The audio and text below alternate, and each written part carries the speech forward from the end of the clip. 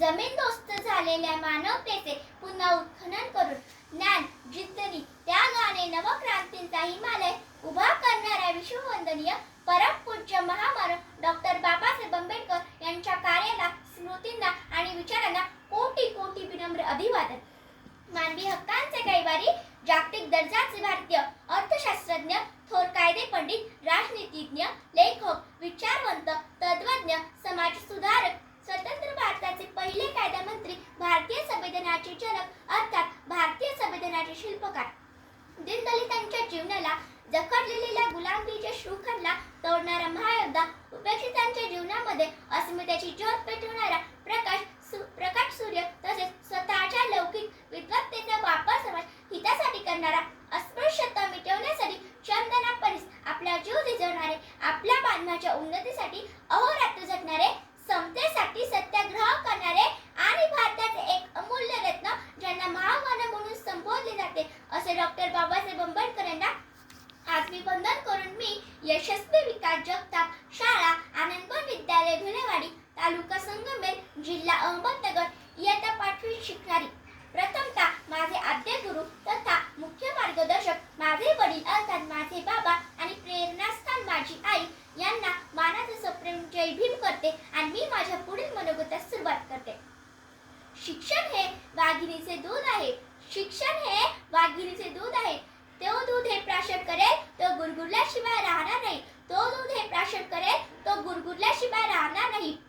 तुमच्या जीवनाचा कायापालट करायचा असेल तर शिक्षणाशिवाय तरुण उपयोग नाही असे डॉक्टर आंबेडकरांनी शिक्षणाविषयी स्पष्ट मत मांडले. त्यांनी फक्त मत मांडूनच थांबले नाही तर त्यांनी कष्टकऱ्यांना, वंचितांना, मागासवर्गीयांना आणि स्त्रियांना हक्काचे उच्च शिक्षण मिळावे यासाठी त्यांनी 1945 मध्ये पीपल्स एज्युकेशन सोसायटीची स्थापना करून मुंबई येथे सिद्धार्थ महाविद्यालय आणि औरंगाबाद येथे मिलिंद महाविद्यालयाची स्थापना केली.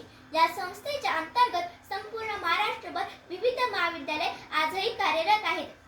तसेच त्यांनी अनेक वर्ष, अनेक दशके अन्याय सहन करणाऱ्या समाजाला संदेश दिला. ते म्हणतात, अन्याय करणारा गुन्हेगार नाही, अन्याय सहन करणारा खरा गुन्हेगार आहे. म्हणून अन्यायाविरुद्ध कायद्याच्या मार्गाने बंड करून उठा आणि आपले कायदेशीर अधिकार आणि हक्क कायदेशीर मार्गाने हिसकावून घ्या असा सल्ला आणि मार्गदर्शन केले. शिका, संघटित व्हा आणि संघर्ष करा. शिका, संघटित व्हा आणि संघर्ष करा या संदेशाची त्यांनी आयुष्यभर स्वतः जगले तशी अंमलबजावणी केली आणि आपल्या सर्वांना प्रेरित केले.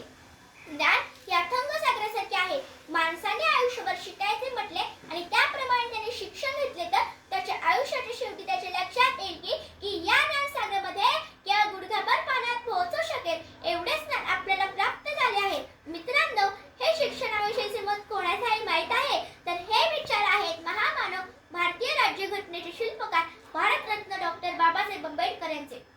अशा या महामानवांचा जन्म वडील रामजी व माता भीमाबाई यांच्या पोटी 14 एप्रिल 1891 मध्ये मध्य प्रदेशातील महू या गावी झाला.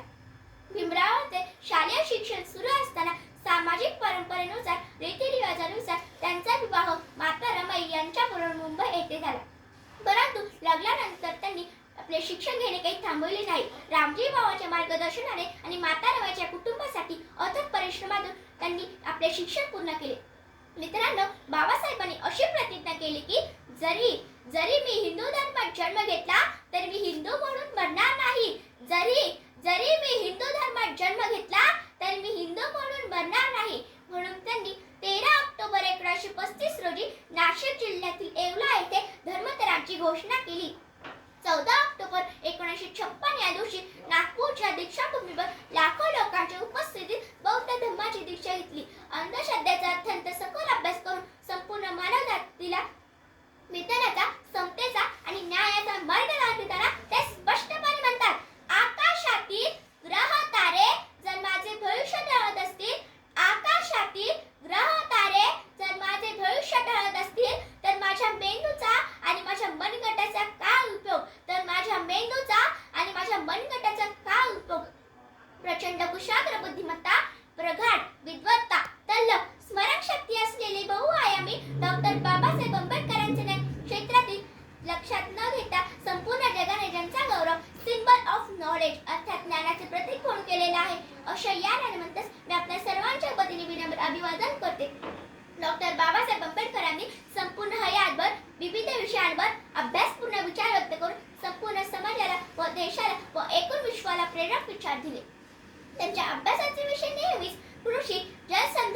रोजगार निर्मिती, ऊर्जा निर्मिती, राजकारण, समाजकारण, अर्थशास्त्र, राज्यशास्त्र, मानववंशशास्त्र, अर्थकारण, कायदा, स्वातंत्र्य, समता, बंधुता आणि न्याय यासारखे अनेक विषय होते.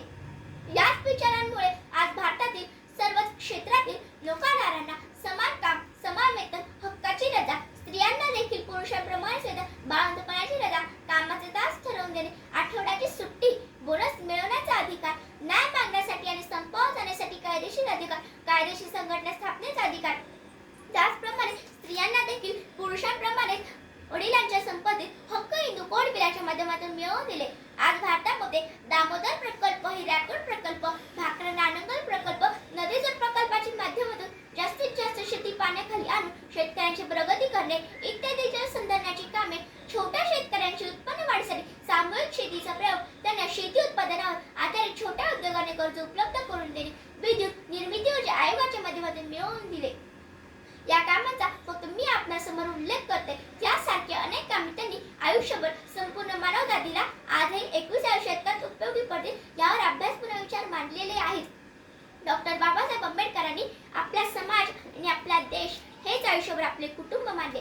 आपल्या स्वतःच्या परिवाराकडे, कुटुंबाकडे लक्ष न देता काल आधुनिक भारताचा, आधुनिक समाजाचा विचार करत असताना BA, MA, MSc, DSc, LLD, DLIT, PhD, barrister at law इत्यादी सारख्या 32 पदव्या मुंबई विद्यापीठ, लंडन स्कूल ऑफ इकॉनॉमिक्स आणि अमेरिकेतील केम्ब्रिज सारख्या नामांकित विद्यापीठांतून मिळविला आणि ते ज्ञान विविध पुस्तकांच्या माध्यमातून समाजाच्या, देशाच्या प्रगतीकरता मांडले.